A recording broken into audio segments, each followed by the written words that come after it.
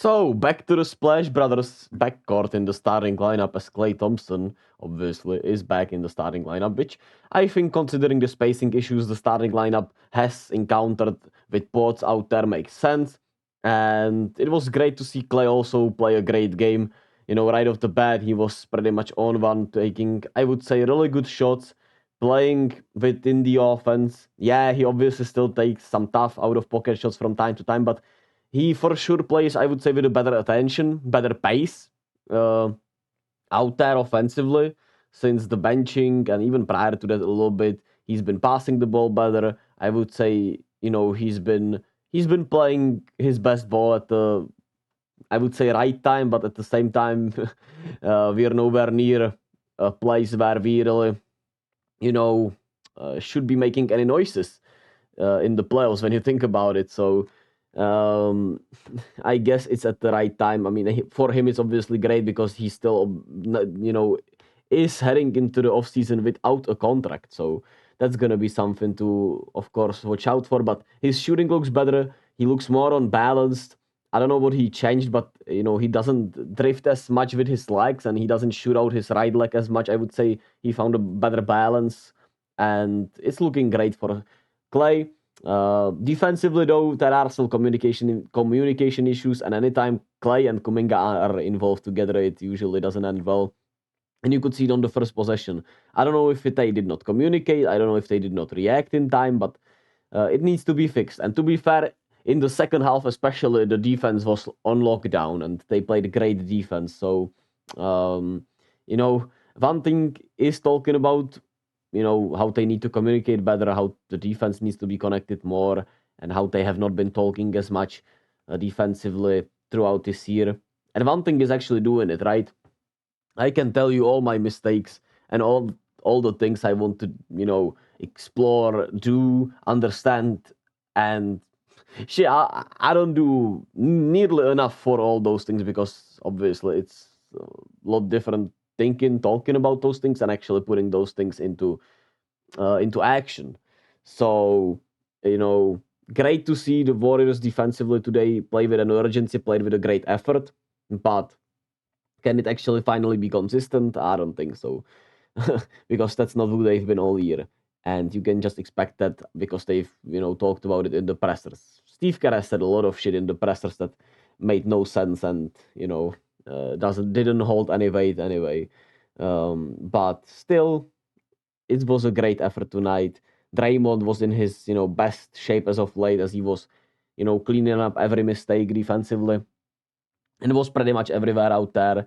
But you can't really expect to do him, for that, that from him all, every night, especially without even Trace out there, right? With him playing center, with his back issues. Yeah, he did look a little healthier, but at the end of the day, we saw that one great effort.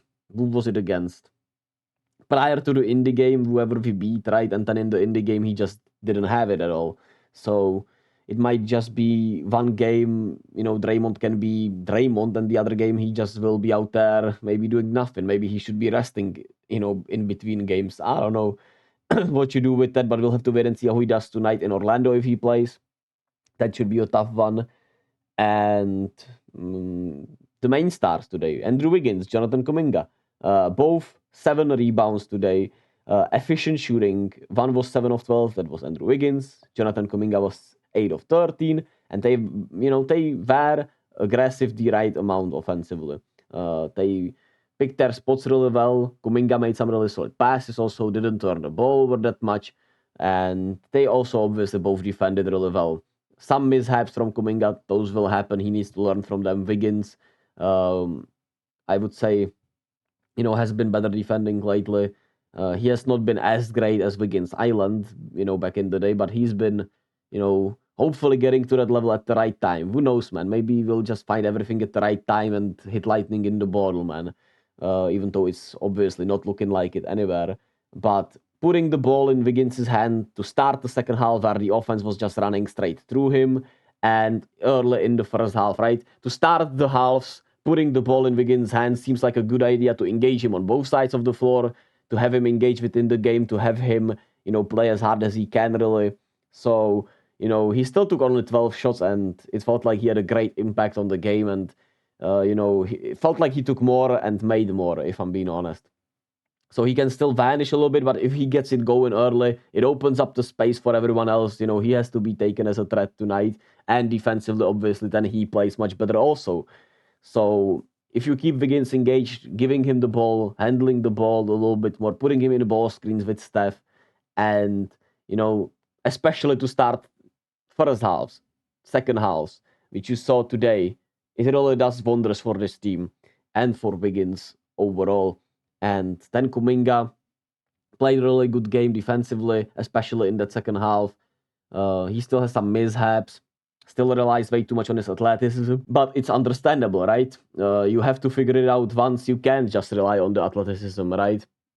When you're naturally gifted at something, until you encounter someone or something that negates it, it's hard to adjust prior to that because you've just never had to adjust. So I think he'll figure it out and learn as, you know, he gets more and more playing time. Great to see him play 32 minutes, most in the team today. And he made some really good plays. I liked his shot selection today. Hit some tough mid-rangers. Didn't overforce it today. Didn't, you know, just go into the paint with no plan most of the time. Yeah, there were some miscues, like I said, but those will happen everywhere, every time.